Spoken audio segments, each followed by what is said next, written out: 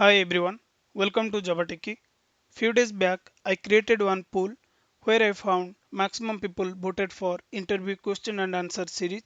So I decided to start a series of it. In this question and answer series, we'll cover all frequently asked interview questions for specific technology as a separate video. And that's what maximum viewers voted in one of my recent poll. They want to make a separate video for each topic. Okay, and we'll follow the same order.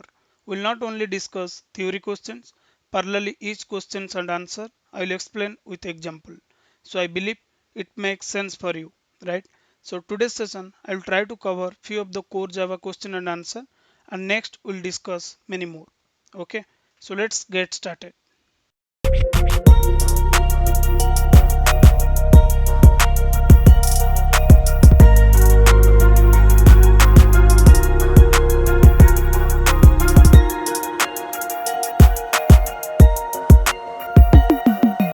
Even though you are fresher or experienced, it does not matter.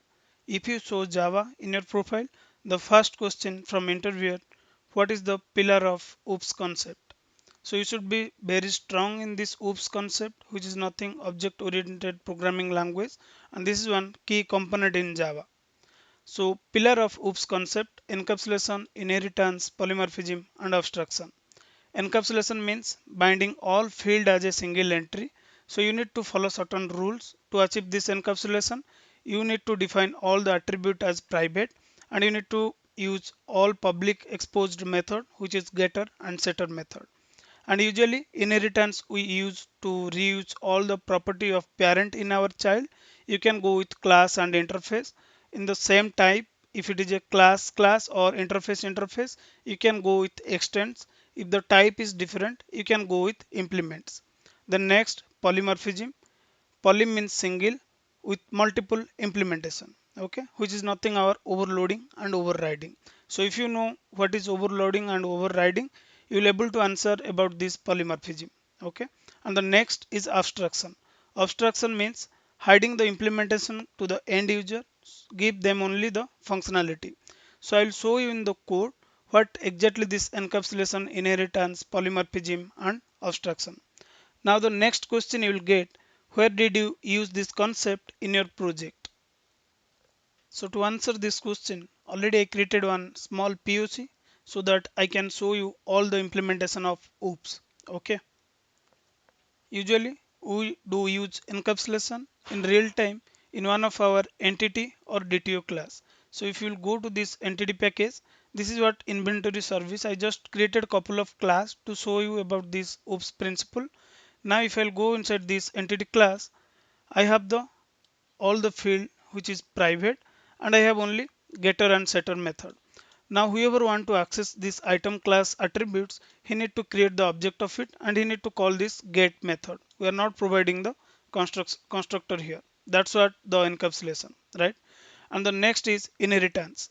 Now usually we follow inheritance in our service or DAO class. So if you go to the service, we have couple of abstract method in our service interface, and we have their implementation, inventory service IMPL. Okay, you can see here. Now this inventory service is parent for me, and I have one implementation which is inventory service IMPL. In future, if same method want to access by some other class, he need to directly create a class and need to implement from this service, right? That's what the reusability. And the next question is polymorphism. Usually we write polymorphism, or we can say we are using overloading and overriding widely. If you know what is overloading and overriding, the purpose of using overloading, having the same method signature but the argument is different. So if you observe here, there can be a scenario to add a single item, and there can be a scenario to add a list of item. So if you observe, this is what the method overloading we are using in our project. So this is just one of the simple scenario I am explaining. You need to explain to the interviewer based on your project or your code base. Okay, and similarly there is another example of overloading. You can see this remove item. You can either remove item directly by passing the argument as a object, or you can directly remove the item by ID. Similarly, if you observe, there is couple of another overloading. You can search item based on the item name, or you can search the item based on the item name and its color, or you can search the item based on item name, color, or price. So you can consider these three as a overloaded method. Okay, fine. So we understand what is overloading, and we understood couple of example or couple of method signature, right? Now where did you use overriding? Now if you'll go to this interface, we have this add item. Now if you'll go to this implementation, we just override. It means we are just accessing the property of our parent. So override always happen in different class if that those class have the inheritance. Okay, so the purpose of using this overriding to reuse the property, and in case of overriding, all the signature of method should be same. So if you observe in parent class, go to this service, which is our interface. If you see this signature add item, it have only one argument, it have list of argument. And if you check in your implementation class, the method signature should be same. There is some certain scenario where you can find there is multiple way of overriding. So let's assume this is one class, right? If your parent, which is your inventory service, if this is returning some interface, then in your implementation class you can return any implementation of it. So what I'll do, for example, let me show you. Let me create one dummy interface called a. Okay, Java class a. I'm not writing any logic here, and I have one class called b. Now let's assume this b extends from a. Fine.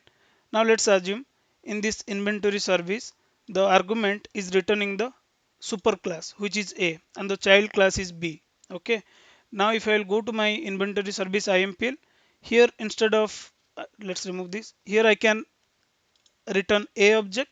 Also I can return the b object, because b is the subclass of a. This is one of the tricky scenario you will find in interview. They will try to confuse in case of overriding. Okay, so you need to remember, if you are returning any parent object as a return type in your interface or class, then in your implementation you can return child object of it. Okay, so this is what one of the tricky question. So I hope this concept is clear for you. Apart from that, if you'll go to the controller, I guess, yeah, if you'll go to the controller, we are not injecting the implementation class. We are just injecting the interface, right? That's what the dynamic polymorphism, or we can say runtime polymorphism. Because if you observe, I may have multiple implementation of this inventory service. Now we have only service impl 1. I can have impl 2. Now we are not injecting the class implementation class, rather we are injecting the interface. That's what one of the interview question.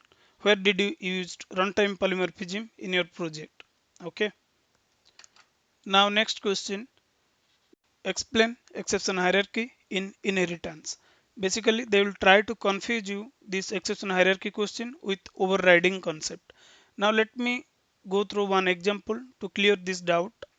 Let me go to the IntelliJ. Now if you observe, I have child and parent class. Now let's go to this parent class. If you observe, there is a method called m1, and in child we override this method m1. Okay, now the question here, if my parent throws some exception, let's say throws exception, then is it mandatory that my child need to handle this? Now if you go to this child, there is no compilation error. My child is not crying even though parent is throwing the exception. Now I can add here throws exception, or I can ignore it if my parent is throwing it. Okay, now let's try the reverse one. Let's remove from the parent. Now if you observe here, if my child is throwing the exception, then parent must need to handle that, he must need to throws it, otherwise child will cry here. If you observe, add exception to the parent m1 throws. Okay, see here, that is what one more interview question. So you just need to note it. If parent is throwing the exception, then it's optional for child to declare the throws. But if child is throwing the exception, like throws exception, then parent must need to throws it. Okay, this is what you need to remember. Now the next question will be parent child override scenario. So interviewer will try to ask few more question on this override scenario. That is also one tricky question we can consider. So let's remove this. Let's assume that I have a parent class and we have method called m1, and if you go to the child class, we override this method. Okay, now I was creating the object of parent new child, and I was trying to call the m1 method. Now maximum people thought that this m1 method will call from the parent class. Okay, because if you observe the signature of parent equal to new child, and people are assuming that this is the object of your parent class. Now let me run this code. You'll see the output, then we'll derive more. Now if you'll see the output, we are getting child m1. It means the m1 method is executing from our child class because we override it from the parent, we override it in child, and here we are not creating the object of parent. With the reference of parent, we are creating the object of child. That's why we are able to access this method from the child class. Now let's assume I didn't override this method in my child class, and if I'll run it now, first it will check in child class because we are creating the object of child. First JVM will check this m1 method in child class. If it will not found, then it will go and check in your parent class. Now if I'll run it, I'll get the output from parent class.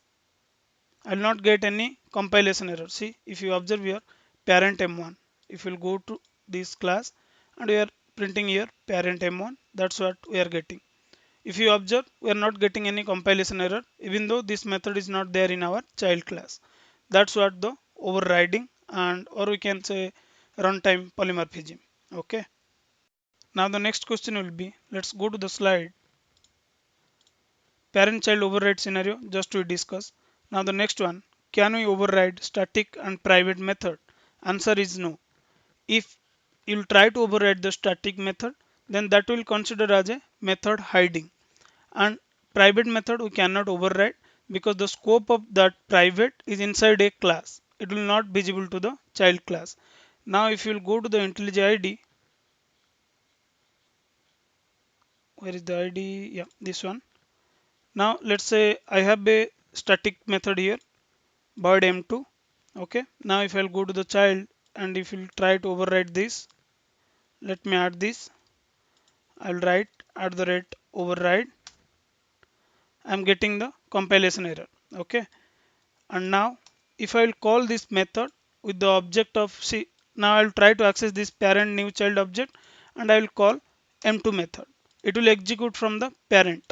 Okay, now let me run this parent static m1. Okay, now let me change it to child. Now if I will call the object of child equal to new child, let me do that, child, I will get the output from this child class. First of all, as this is the static method, we no need to create the object of it. Now from where you want to call this method, just use that class name parent.m2 or child.m2. This is how we can call a static method, right? And it is not overriding at all because this is not part of the instance. And now if I'll declare any method as a private here, let me write something private void test, something like that. If I'll try to override this method, the scope of this particular method inside this parent class, I cannot access this test method inside the child because the scope is private. Even though child extends from parent, he should able to access all the class, all the attributes or all the members, but this private can be visible to the other class. Okay. Now if I will try to add that test, I'm not getting any option to override it, right? So that's the reason we cannot override static and private method. Now next question will be, let me go to the slide. What is the difference of Java 7 and Java 8 interface? So basically in Java 7, we can define only the abstract method as part of interface. But in case of Java 8, you can define default method and static method as well as part of Java 8 interface. Now I can show you the purpose of this default method and static method. If you go to the IntelliJ IDE, now let me go to this Java 8 package. Let's say I have one interface called payment, and inside payment I have do transaction method, something called add coupon method, and if you observe this is the default method, and in default method you can write the method body. Okay, and if you observe there is one static method generate transaction report, and this is the common feature for all the implementation. Since this is my payment interface, I have the multiple implementation like Google Pay, Paytm and Phone Pay. Now the purpose of using this default method to not force to my implementation class to override this method. Now I have add coupon method. Let's say Google Pay want to give this add coupon feature, he can override it. Paytm want to give this add coupon, he can override it. But let's assume Phone Pay don't want to use this add coupon feature to the user. So if you go to the Phone Pay and I implement it from payment, but I didn't override the add coupon method, I'm not getting any compilation error because my method is add coupon method is default method which will not force to your implementation class to override it. Before Java 7, before Java 8, any method present in the interface, if you implement from that, you must need to override that. Now, since I define that method as default, it is not forcing me to override. That's what the purpose of using this default method. Now, so there is few point you can note that ignore if you don't want to add any add coupon feature in any of your implementation, then don't do anything. Directly access from superclass if you want to use same implementation. Let's say in this add coupon, we need to write some logic here, but I just added some log statement or SOPLN statement. Let's say I just want to give the coupon as a 5 rupees cashback. Now Google Pay also want to give the same feature. He can do one thing. He can override this method and he can call super dot add coupon, or he can directly access it from my interface. Let's say payment dot, maybe I need to create the object of it. Okay, while accessing this method inside the main method, you need to call. Let me do it right. Let me write it. Okay, let's say I created object of payment um, new Google Pay. Fine. I can call payment dot add coupon. Now I can access the parent property here. If I don't want to provide my own implementation, then I don't need to override anything. I can directly get access from my parent class.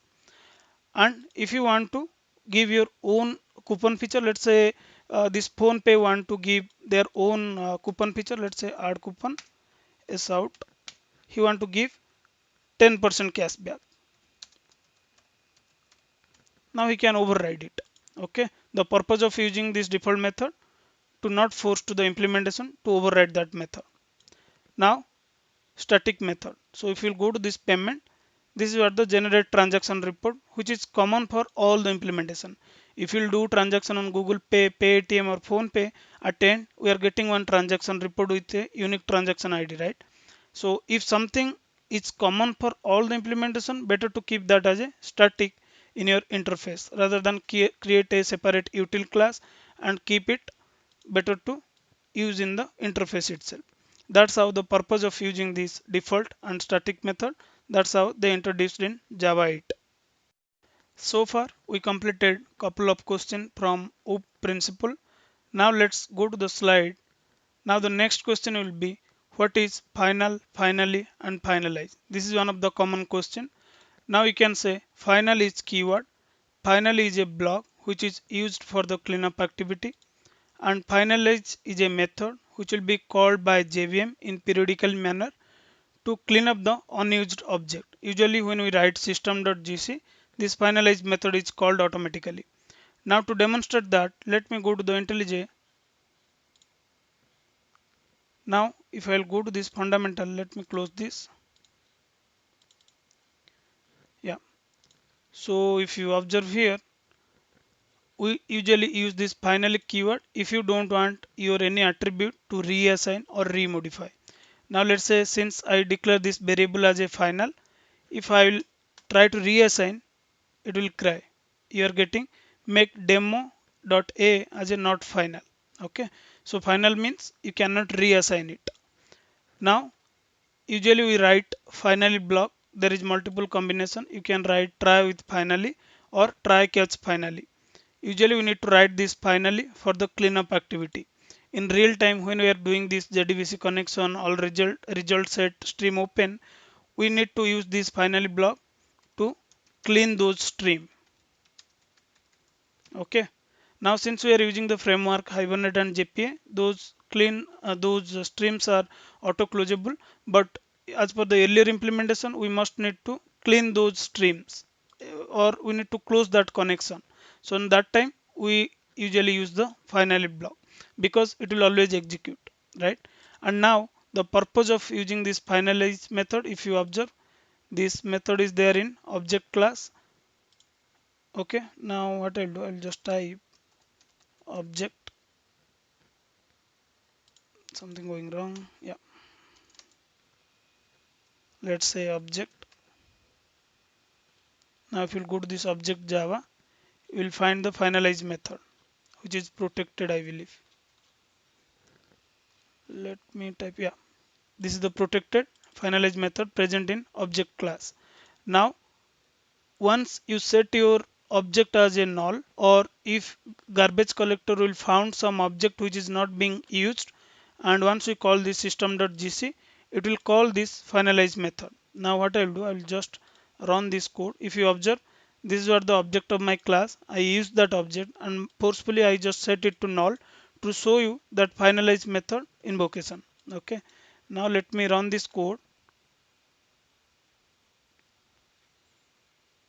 If you observe, we are getting finalize method called because one of my object is not used in code because it is null.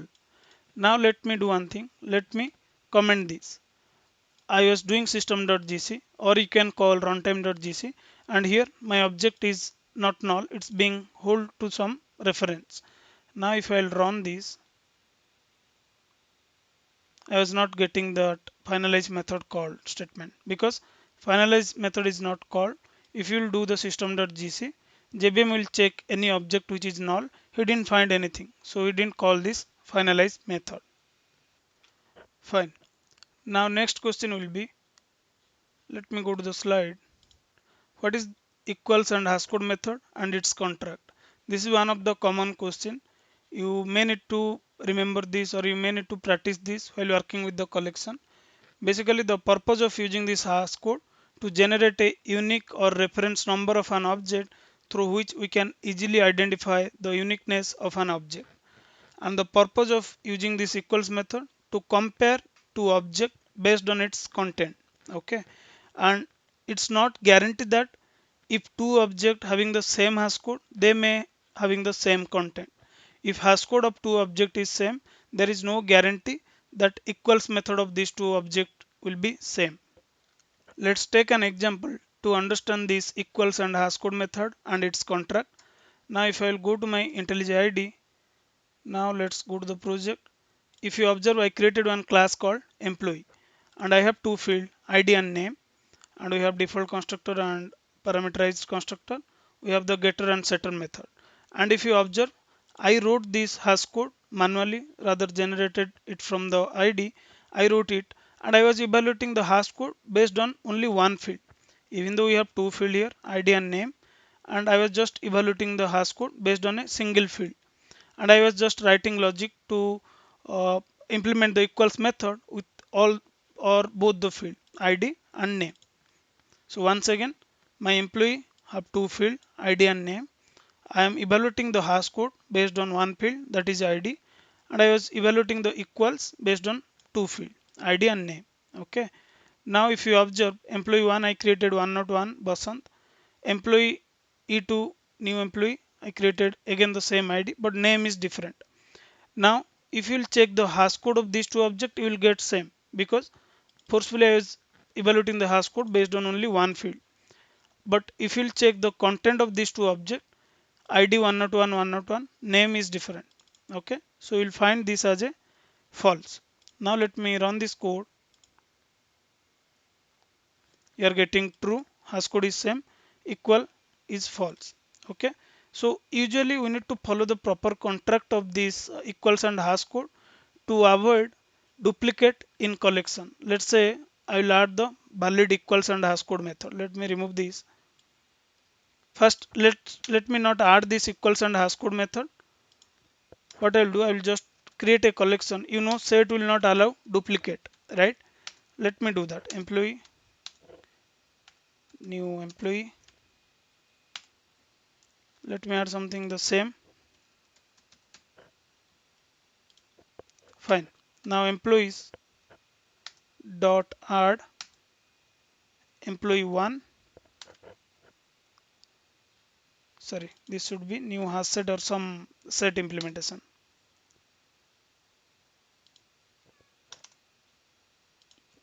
Now let me add employee 2. Add. Fine. Now as per the set implementation, set will not allow duplicate. Now if I will print this set, we should get only one result, right? Because both the object is same, hash code wise and equals wise, and because we are not overriding it first of all. So let's run it, how this set behave. So if I'll run this, we can see two object. Even though these two object is same, still we set is allowing duplicate to us, right? Which is not a correct behavior. It's because we are not following the contract of equals and hash code method. Now what I'll do, I'll just override the equals and hash code.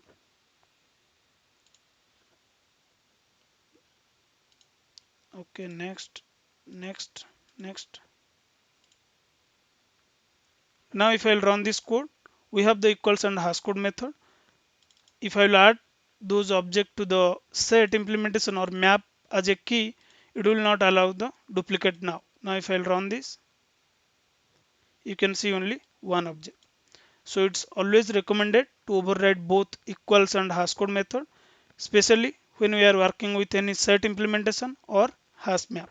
Okay, we'll discuss more about this equals and hash code implementation once we start learning hash map internal flow in my upcoming video. Fine. Next question will be, if you go to the slide, the next question will be, what is exception and its hierarchy? Usually exception we received because of unwanted check, or there will be not proper coding to validate the object, or some, it's kind of programmer mistake, right? Because of some wrong coding we are getting the exception. So if you will check the exception hierarchy, the superclass of exception or error is throwable, and if you observe, throwable again categorized as a error and exception. If you observe the error, there will be a couple of error, which is out of memory error, stack overflow error. And again, if you go to the exception, it categorized as a two types: runtime exception, which is unchecked, and another is checked exception, or usually people says it as compile time exception. Okay, so if you check in runtime exception, null pointer, illegal argument, arithmetic, index, bound of exception, these are part of runtime exception. This we never know when we'll get this exception, because we are not getting any pre-compilation warning or something like that. So this will be considered as runtime exception. Similarly, there is checked exception, which is class not found exception, IO exception, file not found exception, SQL exception. These are the checked exception. Usually checked exception alternatively called as a compile time exception. When you will say this term compile time exception, immediately you will get the next question: why checked exception also called as a compile time exception? Is it really occurs in compile time? Answer is no. It's just a naming convention. People are mentioning that runtime exception and compile time exception. Never as a developer we found any exception at compile time. All the exception will raised at runtime only. So you need to convince to the interviewer that this compile time exception is not part of compile time. So I can give you one example where you can prove yourself that this checked exception or compile time exception will not raise at compile time. Now if you'll go to the IntelliJ, now let me go to the exception folder. Let's assume I just want to read a file. Okay, so I wrote a class something called data reader, and I have a file on this path. Now what I'll do, I'll just write buffer reader buffer reader new file reader of file. Okay, now if you observe, at the time of compile we are getting a message or we are getting a warning to handle it. Okay, I handled it, means better I can write try catch. Okay, I am going to handle it. Fine. Now this is makes sense, right?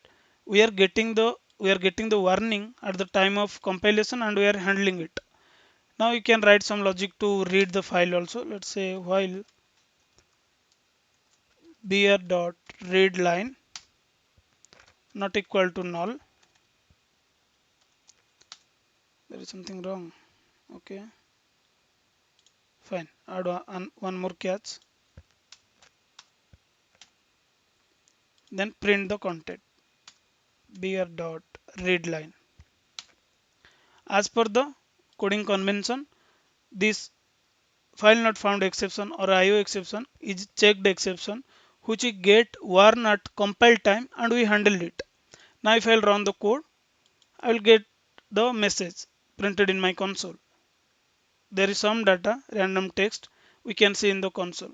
But what if I will give some wrong path? Not intentionally, but somehow the path is wrong. Okay. Now if I'll run it, still we are getting the exception, right? And we are getting it at runtime. If you observe, the exception type is file not found exception, which is checked exception, and we are getting at runtime. So it means there will be no exception which will be raised in compile time. So we cannot say checked exception as a compile time exception. Okay, so this way you need to convince to your interviewer that this is not a compile time exception. Hope this concept is clear for you. Now the next question, how to write your own custom exception. Usually we need to write our custom exception. Always we are not going to use the checked exception or unchecked exception as part of our project. Now how you can write your custom exception.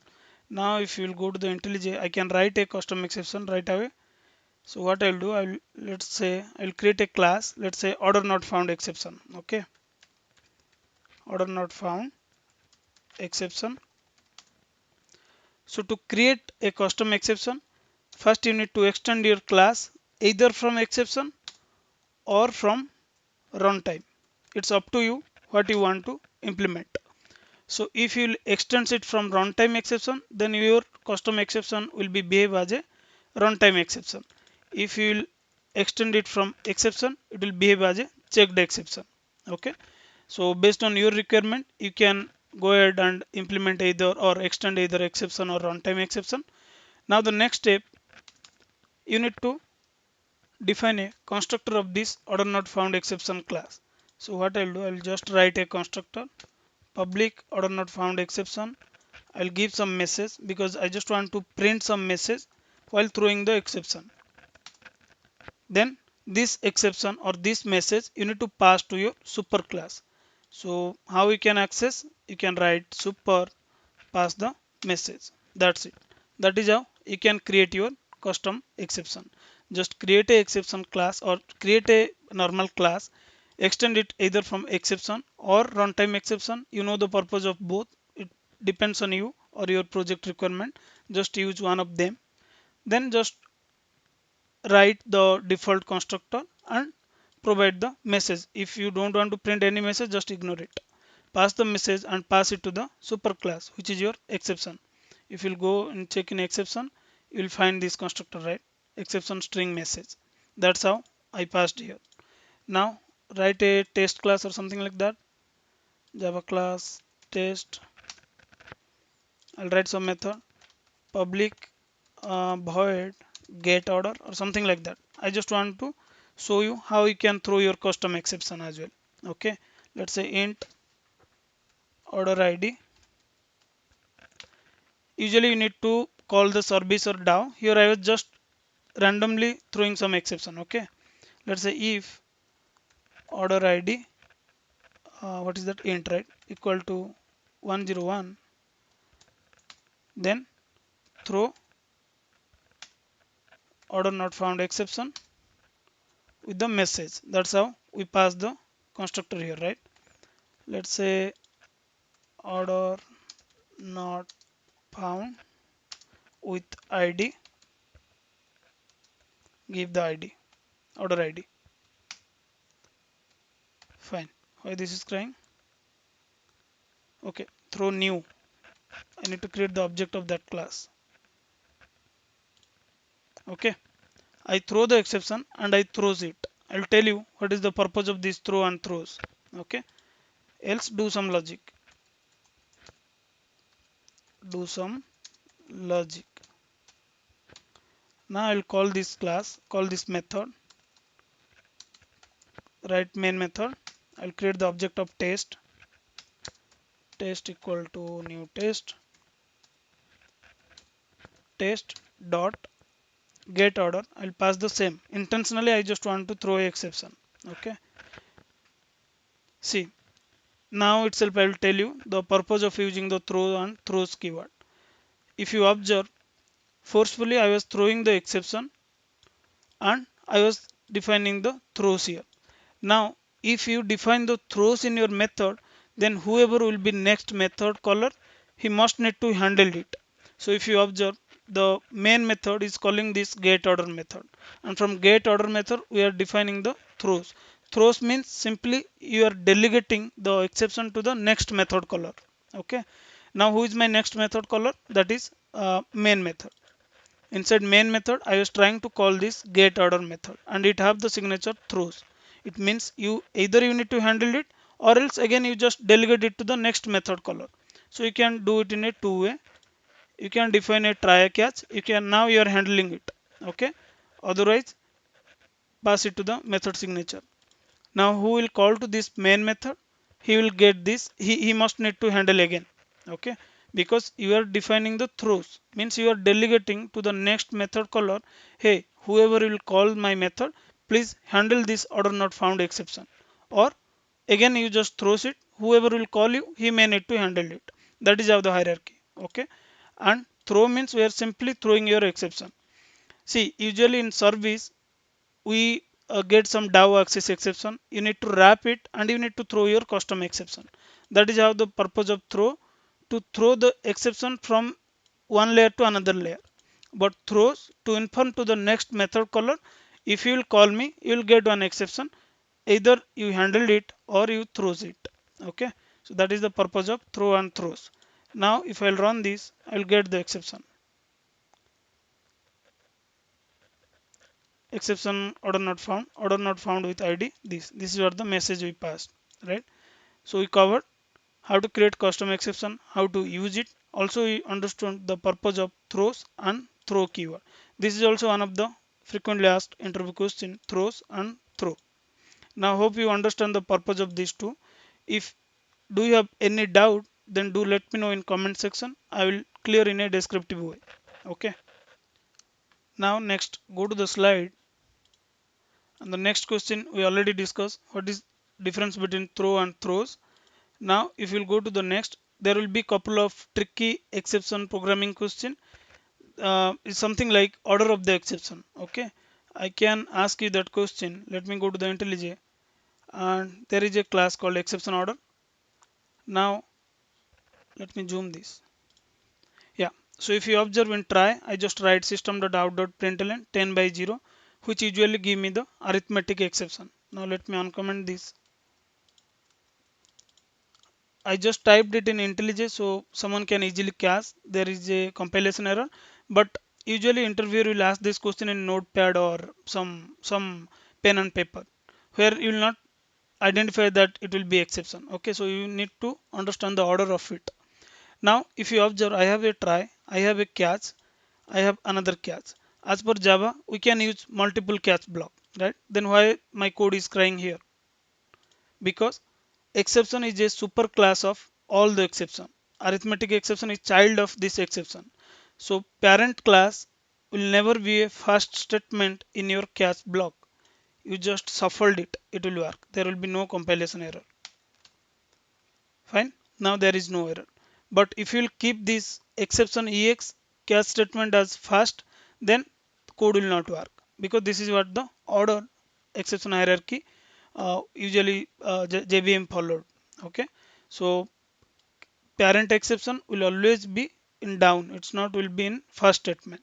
That is what one of the tricky question. Now let me change it to the actual question. This is how they will ask, and they will say whether this code will compile or not. If you don't know the order of exception hierarchy, then you will not able to answer this. It leads the compilation error. Okay, fine. Now next, there will be a question for try catch finally return statement. Couple of scenario they might ask you, and the next question will be, is final block always executed? So let's discuss these two example or these two questions with code. So let's try to understand the flow of try catch finally with return statement. Go to the IntelliJ IDE. Let me comment this, otherwise we cannot compile any code. Fine. Now let's go to the project, go to the try catch finally return flow. Yeah, so if you observe, there is a try, there is a catch, there is a finally, and from try I am returning 1, catch 2, finally 3. Now if I will call this m1 method, I should get the output. Let me check the let me show you the output, then I will tell you what is the flow. You will get the output as a 3, because try, it goes to the try, there is no exception or there is no logical statement who may cause exception, so it return 1. That's fine. Now since there is no exception in try, request will not come to this catch.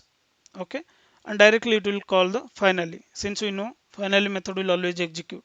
That's the reason we are getting 3. Now let's assume there is no finally, we have only try catch. In try there is no exception, so request will not goes to my catch, so we should get the output as 1. Fine, we are getting the output as 1. Now let's assume there is some error. Let me write something is out 10 0. So this statement will give some exception. Now if you observe, the output should be 2, because request goes to the try and there you will find some exception, then it will immediately come to the catch block and there will be a return statement. Now let's run this. You are getting 2. Now if I have finally here is out, let's say not is out, return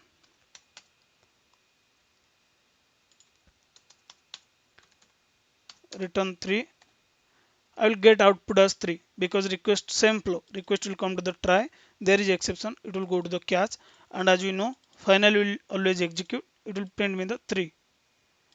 Just add it. We are getting 3. Fine.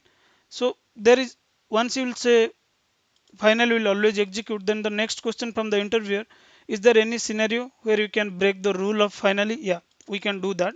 The answer should be yes. What you can do, you can write system dot exit, pass the number 0, or forcefully throw some exception from final itself. Okay, now if I will run this code, there will be no output, because as you know final will always execute. Once you write this system dot exit 0, here itself your code is terminated. Okay, just remove this. Let me see what is the flow. You won't get any return statement. At the end of the return, we are just terminating it. Okay, so that's how you can change the behavior of final block to not always execute. This is one of the, again, tricky interview question, how you can stop finally to execute. Okay, fine. Now the next question will be, if you'll go to the slide, how many way we can create string object. There is couple of string object creation scenario interviewer can ask. And the next, what is SCP or string constant pool area and how it works. Okay, so these 3 questions I am going to demonstrate in the same example. Now let me go to my IntelliJ IDE. Let's go to this project And if you'll go, there is a I created one class called string object. So if you can see this code, there is two way we can create string class object. So the first one, string s1 new string of the literal. Using new string we can create object of a string. And also the second approach, string s2 equal to plain string of JavaTechie, which is nothing, string literal. Okay, so the answer will be there will be two way to create string object using new keyword, and another is the string literal. Now the next question you will get from the interviewer, how many object will be created here in these two statement, what is the number of object of a string class. Now let's understand number of object creation. Okay, so once you write string s1 equal to new string of this JavaTechie, because of new keyword it will create one object because of new keyword. Okay, and there will be a second object because of this literal. Okay, string s1 equal to new string, for new it created one object and which it stored in heap reference or heap area. Okay, and because of this JavaTechie reference or literal, it will create another object because of literal, and it will stored in SCP, which is nothing, string constant pool area in Java. Okay, so this statement is clear. Because of this line it created two objects, one it stored in heap because of the new keyword, and another because of this literal, that reference will be stored in SCP, which is string constant pool area. Okay, now come to the next statement. If you observe here also we are writing a literal string s2 equal to JavaTechie. Now whether it is create object for this or not. So initially you can consider it will create one object, but this is not the fact. It will not going to create a object, because that is what the purpose of introduce this string constant pool area in Java. So if already object exists in this SCP, second time whenever you want to use it, you can directly get it from SCP. String is not going to create another object of it. So if you observe, this string literal already present in string constant pool area, and again you are creating the same literal. So that's how it will not create any object. So in the first statement and second statement, total object count is 2. Okay, it's because of string constant pool area. So interviewer will try to confuse you again, how you can prove it that it will create only one object. So to get any reference from string constant pool area, you can directly use the intern method. So what you can do to prove that, just print the hash code of s1 dot hash code. We are not going to print the s1 dot hash code directly. Get the object from uh, SCP. So you can use intern method to get object from SCP, which is string constant pool area. Then compare with the s2 dot hash code. Okay, see this s1 dot intern is nothing, this JavaTechie, and we are getting the hash code of this particular literal, and we are trying to compare with the s2 dot hash code. S2 is the same literal. We are not, string is not going to create a separate object. So if you run this, you will get true. So let me run this. We are getting output as true. Now to prove that this intern is pointing to SCP, what I'll do, I'll just copy this.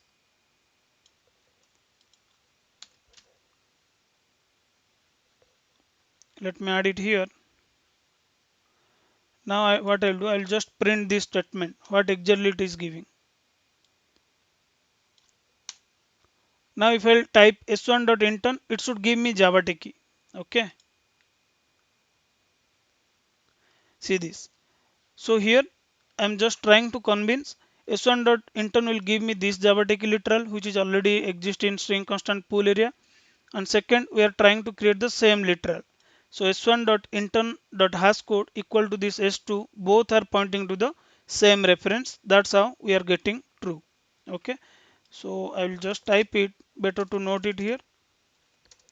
Intern method used to get reference from SCP.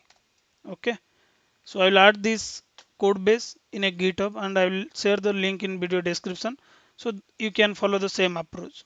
Okay, fine. Now the next question will be, if you go to the slide, why string is immutable? First of all, you need to understand what this term mean. What is immutable exactly? Immutable means simply you cannot modify it, which is unmodifiable or unchangeable. Now, to prove that string is immutable, what I can do, now go to the IntelliJ IDE, go to the test immutable string class. So if you observe string is equal to Java, I created string literal here. Then I am trying to concatenate another string JavaTechie. Now when I will print this string, it will give me the Java. Even though on the same string we are trying to modify, we are trying to add some other character, still it is not appending. That's what the immutable. So if I'll run this, it should give me the Java only. Now let's run this. We are getting only Java. Even though we are appending some other string, we are not getting that as a output. Now what happened internally? Let's say for this literal, it created a object in SCP something like 1010 its reference. Now when you will add s.concat this techie, rather than append this techie to this Java, it created another object. Let me add that. It created some different object with some different number or different unique reference. It will not changes in the same object. That's what the nature of immutable. Even though you will modify something, it will not reflect. Okay. Now you might have question why they make this string class as immutable. For time being, let's assume string is not immutable. Okay, and you have something called password, pwd, something like that, and someone is going to change something on the password. So password is string, you added the char sequence as pwd, and in password you are trying to append something, some random number or some value. Okay, now let's say 5 reference is pointing to this password. Now 5 object is using this password value, they will get pwd. Now if someone will append something or someone will modify in middle, they all 5 object who reference to this password will get impacted, right? So that is a kind of security breach, isn't it? So to make sure there will be no impact to the existing reference who all point to the main reference, that's the reason they make this string class as immutable. Okay, apart from that there is couple of point I just want to highlight. Let's go to the slide. There is couple of key point. String pool is possible only because string is immutable in Java, and as we are using string constant pool area, there will be a reusability feature, right? That's what we learned. We created JavaTechie 2 times, it created only 1 time object. So this way Java runtime saves a lot of heap space, isn't it? Now the next point you can consider, if string is not immutable, then it would cause a severe security threat to the application. For example, database username, password are passed as a string to get database connection, and in middle someone changed it. Now who all ever point to your database, they get impacted. That's what we understand, right? Now the next point you can consider, since string is immutable, it is safe for multi-threading. Since string is immutable, you can directly use this instance in multi-threading environment, so that if any thread is doing some changes, then it won't be visible to another thread. Means another thread will not get impacted with the existing object. And also you can avoid the synchronization. Okay. And the next point you can consider, since string is immutable, its hash code is cached at the time of creation. So when you are creating the string object, that time the hash code will be cached, so that you can directly use it as a key of your hash map. So that's why we can say it's a right candidate of the key in a hash map. Its processing is faster than other hash map. Usually when we add any key in the hash map, it evaluates the hash code. Since string hash code is already cached at the time of creation, it will not re-evaluate again, right? That's why you can get the faster response. Now the next question will be, how we can use mutable class, which is something behave like a string, because we know string is immutable, right? Then what all mutable class given in Java which we can use instead of string? So there is two mutable class, we can say string buffer and string builder. Now we might have question why there is two class string buffer and string builder, even though both are serving the purpose same, which is mutable. Why there is two class, that you might have question, right? So to clear that, string buffer is synchronized which multiple thread can't parallelly access it, where string buffer is non-synchronized or non-thread safe that can accessed by multiple thread at same time. So you can easily identify the difference here. String is immutable, which is not thread safe, and performance is very high. And string buffer and string builder both are mutable, and string buffer is thread safe, where string builder is not thread safe. Okay, and the performance wise string buffer is not good as compared to string builder. So usually we implement this, means as per my personal experience, we implement this string buffer, not string buffer, string builder, while generating the dynamic query in our DAO layer. So we just keep on appending the join statement or query in the string builder, because at that time we no need to use the string, because every concatenation or every each append it will create a new object, right? That's we don't want. Now to demonstrate the string buffer and string builder, what you can do, how we can verify that it is mutable. So let's go to the code. I'll do the same. Let's say I have a string buffer or builder, anything you can take as an example. SB equal to new string buffer. Let's say I'll give the same example Java. You just add it here Java. Now I just want to append something. Okay, so this should be SB, and there is a method instead of concat, there is a method called append. So I append the some char sequence that is techie, just remove it.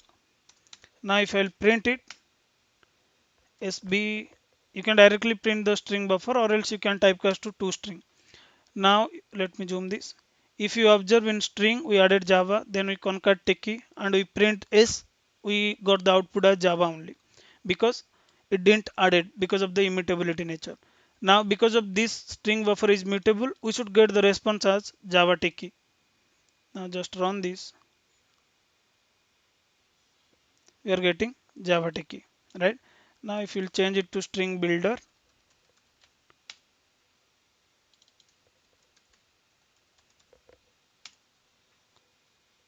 okay. Now if I'll run this, it will also behave the same mutable nature. You will get JavaTechie as output. That is how you can differentiate string, string buffer and string builder with example. Now once you explain this mutable and immutable nature of string, string buffer and string builder, the next question from the interviewer should be how you can write your own custom immutable class. We know string is immutable.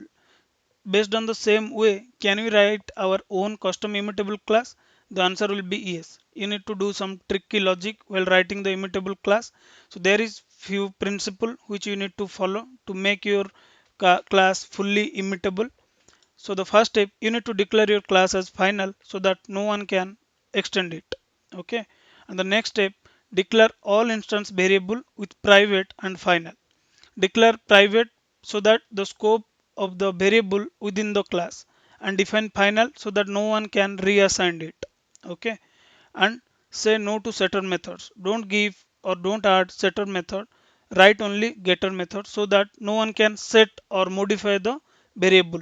They can only get the value from the attribute. Okay, and the next step, initialize all variable in constructor.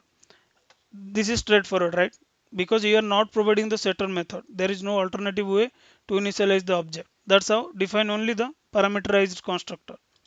Then the next step, you can initialize variable in constructor. Okay, so as we are not allowing to write the setter method, we need to go with the constructor approach only, and you need to initialize the attributes in constructor itself. Now let's assume you have some mutable object in your immutable class. Then rather than directly return it, just return the clone of that object from your getter method. There is also few disadvantages of using this clone. I will show you in the code while writing our own custom immutable class. So you need to keep this 6 point in your mind while writing your own custom immutable class. Now let's demonstrate how we can do it. Just go to the IntelliJ IDE. Let me check the class which I created, not this one. Let's go to this immutable package, and I have a class called employee. This employee class. I want to create a custom immutable class. Means I just want to make this class immutable so that no one can modify any reference of my attribute, or no one can modify my variable value. Okay, so the first step, I need to declare the class as final. I followed that. Then the second step, we need to define all the attribute as a private final. We follow the second step. Now also we follow the third step. We initialized our object inside the constructor. Also if we follow the fifth step, we only define the getter method. Okay, now can we say this is completely immutable class? Let's test it out. Just go to the main method, and I'll create an object of my employee class, employee equal to new employee. Fine. So what is that? Let me check. Name, date of joining. So what I'll do, I will just create a date object here.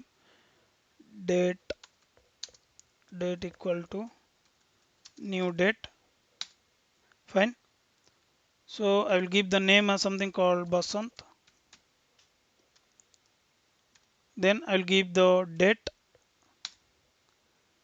Then I will pass list of string, right? What I will do, I will write arrays dot stream of. I will create new string array. I'll just give couple of number. Let's say 1 2 3 4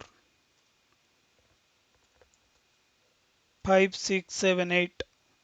Okay, then just convert it to list. Fine. So we created one employee object. Now let's verify whether this employee object is immutable or not, whether we are able to modify the value of this employee class or not.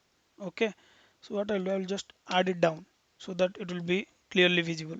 Yeah, so let's verify whether we are able to modify the name or not, we are able to modify the date of joining or not, we are able to modify the mobile number or not. Okay, now what I'll do, I'll just type employee dot date of joining. I just want not date of joining, the name, right? The first field equal to something Santosh. We are not able to modify, right? It is crying because we define this variable as a final. That's how the first rule we followed, and we are unable to modify the name. Just remove it. Now name is primitive, so we are unable to modify because you declared it as a final. Now date, which is completely a mutable class, right? Mutable, and it is not a primitive, it is a object. Now let's try to do that. What I will do, I will just get the date from employee dot get date of joining dot set some date. I will set something called some random number. Okay, 10. Now if I'll print my employee, see, now if I'll print my employee, it should not print me this date with the 10, right? It should print the new date. Now let's verify. Run employee.main. Okay, so what I'll do, I'll just add some number 5. Okay, better, rather than adding it here, I can directly pass the new date here. New date, that's fine. Just remove it. Fine. So we just get the date object from the employee, and we are setting some random number.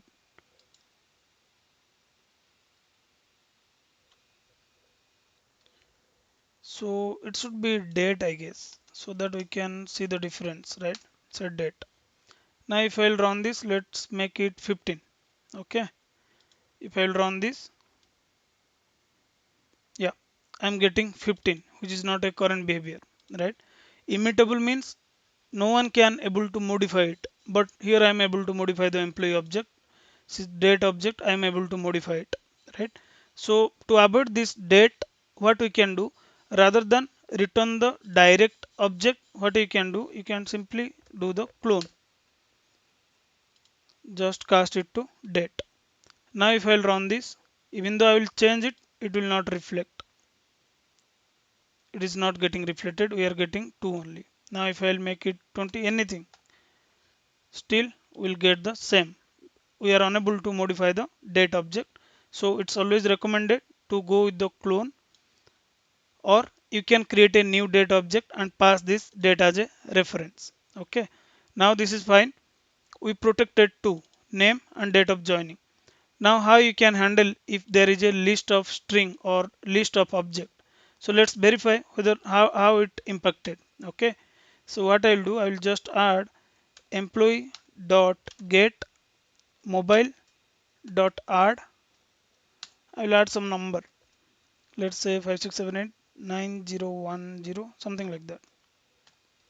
Now if I'll print employee, it should give me, if it is a immutable, it should give me two number, because we should not able to modify the existing object or existing variable.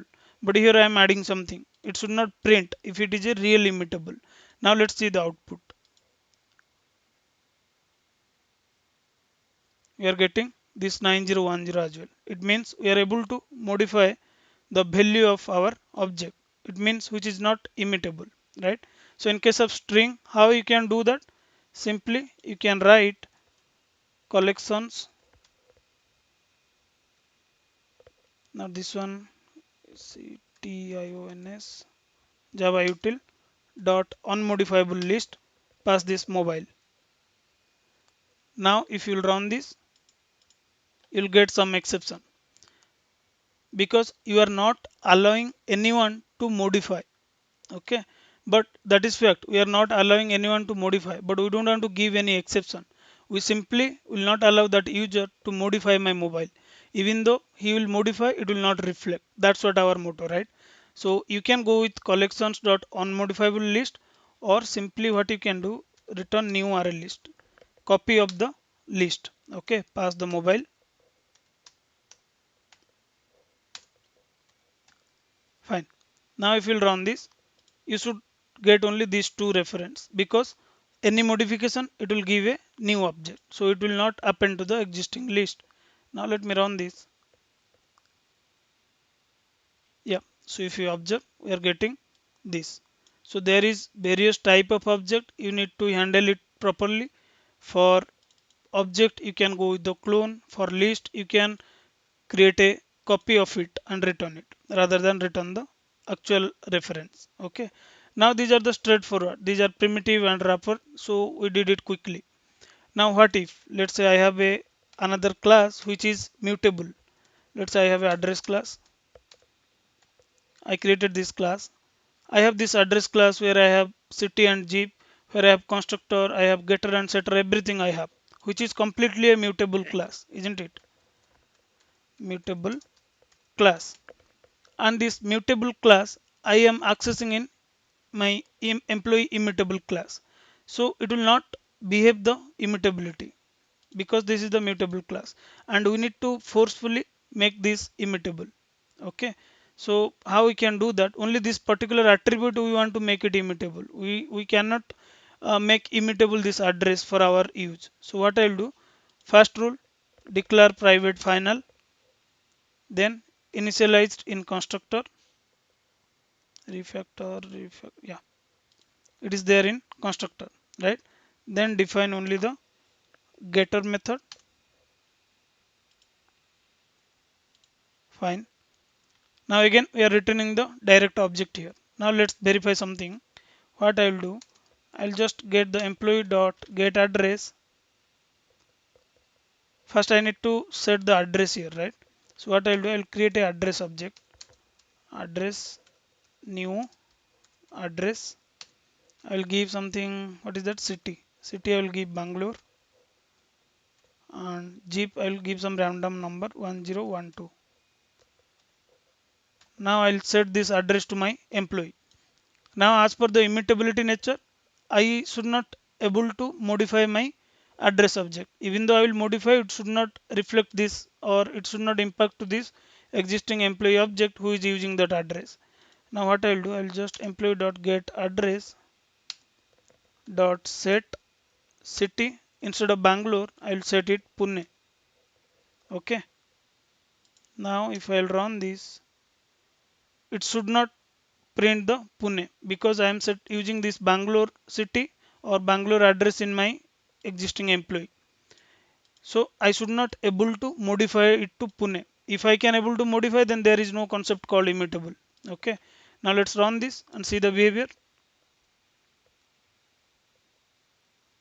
Okay, so we didn't add the toString here. So what I'll do, I'll generate the toString here. Alt insert toString. Now let me run this.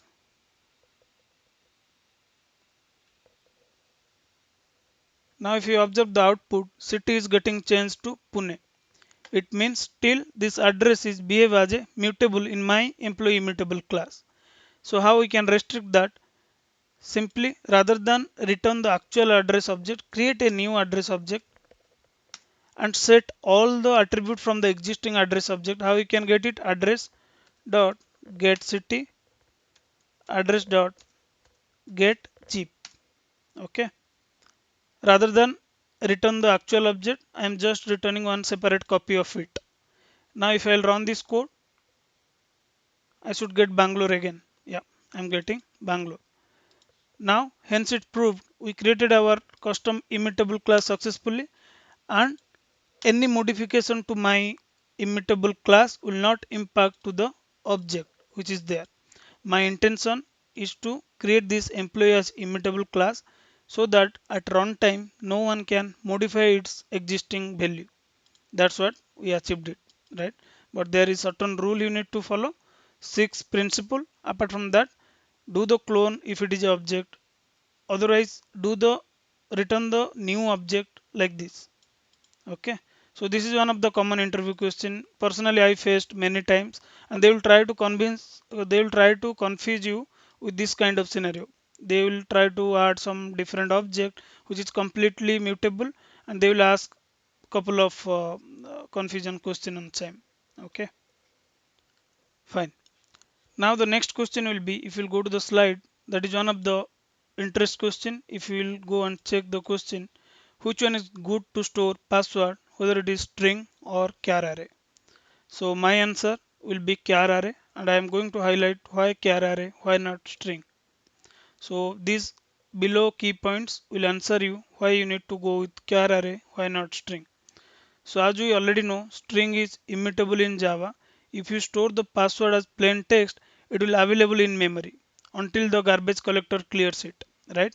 Also, if you define password something like string password ABC or JavaTechie as a literal, it will store in the string constant pool area, and which is not easily eligible for garbage collector to destroy it. It will always destroy once JVM restarted, so which may leads a high security threat, isn't it? Now the next point you can consider, since anyone who have access to the memory dump can find the plain password or the text password, they can directly get the string and they can misuse it. So it's always also an overheaded, or it's always additional task for a developer to encrypt the password than the plain text. Okay. And next, if you observe, since string are immutable, there are no way contents of string can be changed, because of any change will produce a new string. If I, let's say I define the password ABC, and in future I just want to make it DEF, ABC DEF. Okay. If I am going to append, then again it will create a new object, new string object, which is not a efficient way to use string. Unnecessary, it will occupy some memory in your heap area. So if you will go with the char array in that situation, char array you can set some limit or you can set the index. You can add as many as you want. Okay. And also apart from that, it's not safe to print the plain text in a log file or console. But if you are using array, you don't print the content of array, instead its memory location. Now let me show you the example. Let me go back. Yeah, so I have a password, string password unknown, and I have a char array password which is same unknown. Now if I'll print this plain text, I can directly see this unknown, right? But if I'll directly print the char array, I can see the memory location of it rather than getting the content of array. Based on above 4 point, I believe it's always recommended to go with the char array rather than string for storing a password. Fine. The next question will be, what is marker interface? Can we create our own marker interface? So my answer will be, the marker interface who does not have any method body or any constraints in the interface is called marker interface, and also it is called as a tagging interface. And the next question, can we create our own marker interface? Yes, we can create our own marker interface. Okay, so let's take an example. We have the clonable interface, serializable interface, or remote interface is considered as a marker interface in Java. Let's take the example of clonable interface. If we try to clone an object and that does not implement the interface clonable, then JVM throws clone not support exception, right? Let's say I have one employee class and I am trying to clone the employee object, but that employee class didn't implement clonable interface. Then JVM will cry that time. He will throw clone not support exception. Hence, the clonable marker interface is an indicator to the JVM that we can call the object.clone method if it's implemented clonable. That's how it will just inform to the JVM or compiler to add the additional information about the object based on your marker interface. Okay. So the next question, can we create our own marker interface? Let's try that out. Now let me go to the IntelliJ IDE, go to the project. Let's assume I just want to create my own database framework where if a entity is implements my interface, then only I want to perform delete, create, whatever. Okay. Now in same scenario, how we can do the marker interface? I can create my own marker interface. So I created one marker interface called deletable. If you observe, this interface does not have any method body or any constant here, right? So we can consider this as a marker interface. Now I have one entity class. You can create any entity. This is just for demo purpose. I just highlight the class name. I have entity class and it extends deletable. Okay, so it need to be interface, right? Interface, yeah. And I have entity who implements this deletable. Now we consider this deletable as a marker interface, and I will allow those entity who implements from this deletable. Now I created one DAO framework class. It's just a demo class. I write a method called public void delete and I pass the object. Here I was checking if object is instance of deletable, because this object is nothing my entity, right? And entity implements from deletable. If object instance of deletable, then write your own logic, otherwise just ignore it. Okay, similar way, it's just I added for delete, you can add for save, or you can make a common. It's just I want to highlight how you can write your custom marker interface. So just define an interface wherever you want, check whether your class is implements that or instance of that, then do your logic. This is how JVM identify whether your class implements serializable or clonable or not. Okay. Yeah, so we'll close the session today, and in my upcoming tutorial based on your response, we'll add few more questions specific to the core Java. Once we are done with core Java, we'll move to the Spring Framework, Spring Boot, microservices and Hibernate. We'll upload a separate video for each technology. Okay, but make sure to add a comment if you find this session is helpful for you. Based on you guys' response, I will plan further video. Okay. That's all about this particular video, guys. Thanks for watching this video. Meet you soon with a new concept.